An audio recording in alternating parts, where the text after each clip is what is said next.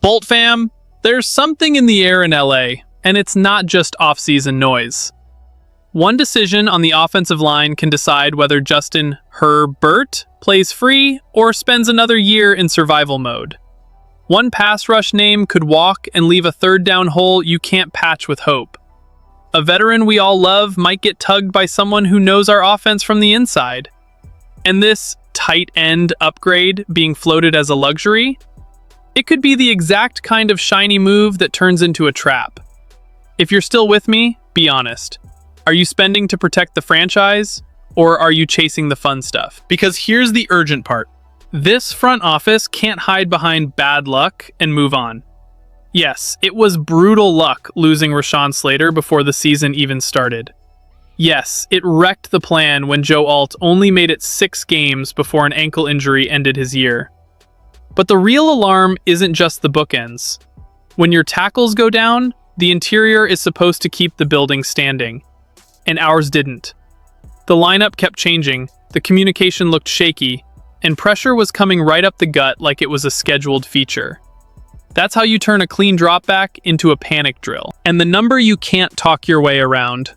Herbert took 54 sacks in the regular season, then another 6 in the wild card loss to New England. That's not just a QB holding the ball. That's a clock forming in his head. You can literally watch it happen. When a quarterback gets hit that much, he starts playing like he's bracing for impact. The consequences are practical, not poetic. The playbook shrinks, 3rd and long becomes a weekly nightmare, and the offense lives on miracles instead of rhythm.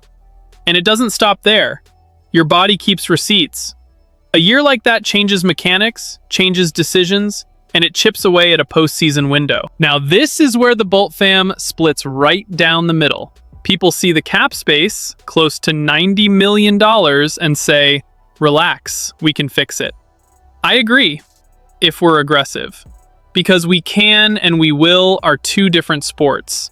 If you want a true answer at center, a guy like Tyler Linderbaum is the kind of name that changes the tone of the protection. But then comes the argument. That's like $18 million a year. Are we really paying that for a center?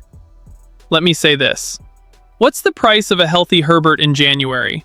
What's the price of not turning every 3rd and 8 into a coin flip? And there's another uncomfortable layer. Mekhi Becton. He showed up with the comeback story. Super Bowl winner with Philly, fresh start, stabilized the right side. But if he didn't deliver, a cut becomes a real conversation. And that triggers the domino effect nobody wants. New guard next to a new center, next to a new tackle. Everyone learning each other's timing, and Herbert starting another season with 5 guys still figuring out the language on snap 1. Be honest, are you willing to watch that movie again? So the warning is simple. If the Chargers don't rebuild the interior now, the worst case scenario isn't losing one close game. It's wearing Herbert down, physically and mentally, and wasting a year you can't get back. Now, the next piece is the detail people keep skipping. The defense problem isn't just find a pass rusher. It's keeping the rotation alive the way this scheme wants to play.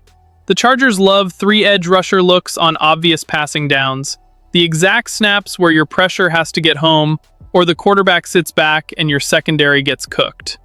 And look at the situation. There are internal free agents on the edge, including Odafe Oweh and Khalil Mack. If one of those guys leaves, you lose weight in the rotation. If both leave, you're talking about an identity shift. That's why a name like Boye Mafe from Seattle gets floated as a possible target. Someone with tape who can fit into this style of defense. Nothing is confirmed yet. It's just a scenario that makes sense on paper, especially with how often the Chargers and Seahawks get linked in these market conversations. Mafe has consistently been over 40 pressures a season, and in a rotation, that matters. But here's the catch. Edge rushers get priced like rare artifacts in free agency. And with both teams sitting on cap space, it can turn into a bidding war fast. If Seattle's coming off a Super Bowl run, that winner premium can show up in the asking price. And that leads to the real consequence for LA. Every big check you write on the edge is money you're not putting into the interior protection we just talked about. But the other side is real too. If you can't rush the passer, You give up third and long conversions, your defense stays on the field, and your offense comes back out with less juice. It's not just a defense issue, it's a team endurance issue. Locker room chemistry feels different when your defense can't close a drive. This is another split the fan base moment. One side says, stop playing games, pay for a proven guy. The other says, this draft is loaded at edge, get younger, get cheaper, get hungry. And yeah, rookies can be great, but they don't always show up already knowing how to set the edge, close angles, and survive grown man run schemes without blowing a gap. Are you cool losing a big game because a rookie got fooled by leverage? Or do you pay for stability and sleep at night? Now, while everyone argues about who's hunting quarterbacks, there's a veteran on our offense being connected to a place that knows our playbook's shortcuts. A lot of people hear this and think, off-season noise. Veterans get linked to old coaches all the time.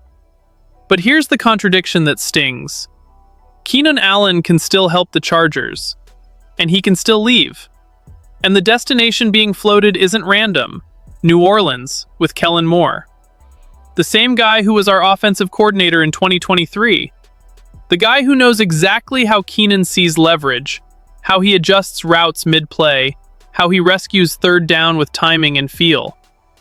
When a coach trusts a receiver like that, he's going to try to pull that thread. And before anybody jumps in with, he's washed, hold up. In 2025, he came back and put up 81 catches for 777 yards and 4 touchdowns. That's not the stat line of someone finished. That's a player sliding into more of a WR3 workload, but still carrying WR1 level football IQ.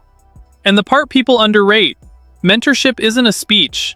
It's teaching the details, how to separate in tight windows, how to adjust to Herbert's ball placement, how a young guy like Ladd McConkey can steal 20 yards on a route that looks covered. That's real value in a young locker room. But the same thing that makes Keenan valuable to keep is what makes him attractive to lose. In New Orleans with Moore, he can be a smart short-term ad who steadies an offense and takes pressure off younger receivers. Greg Auman at Fox Sports even predicted that landing spot this offseason. That doesn't make it a fact, it's a read. But it's the kind of read that makes you pause, because the pathway is obvious. So what's the consequence for the Chargers? A dilemma with no comfortable answer. Do you keep Keenan for situational reliability and leadership? Or do you fully hand the keys to the youth and spend the money in the trenches and on defense? Because if you're serious about buying interior protection and maybe adding edge help, every contract matters. And there's another layer. If he stays, the role has to be clean. You can't sell him as the savior every week and stall the development of the room. But if he goes, you lose that chain mover who turns 3rd and 7 into a routine first down. And now, the final twist being floated, a tight end splash that sounds exciting, but could be the exact wrong kind of excitement. If this happens, it changes the board, just maybe not in the way people are selling it. David Njoku is in the conversation because he's intent on testing free agency. Big name, Pro Bowl resume, rare athletic profile. And the pitch writes itself. Imagine him with Justin Herbert with an offense trying to level up, with cap space to play with. It's tempting.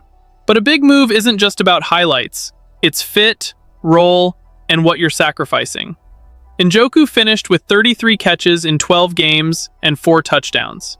You can point at Cleveland's quarterback issues, sure, but you also have to ask the money question, because over at SpotRack, he's projected around a 2-year deal near $20 million. Think about that for a second. Are you paying that when you might already have a breakout happening in-house? Because last season, the Chargers finally got real juice at tight end, with 5th-round rookie Oronde Gadsden. He emerged as a legit target, flashed chemistry with Herbert, and he hasn't even sniffed his ceiling yet. Development isn't a video game, it's reps, targets, timing. If you bring in a veteran tight end on real money, you're automatically reslicing snaps, red zone looks, and the rhythm that a young player needs to grow. So the question is simple. Are you accelerating the future? Or are you paying for a ready-made piece you might not even need? And here's the part that matters.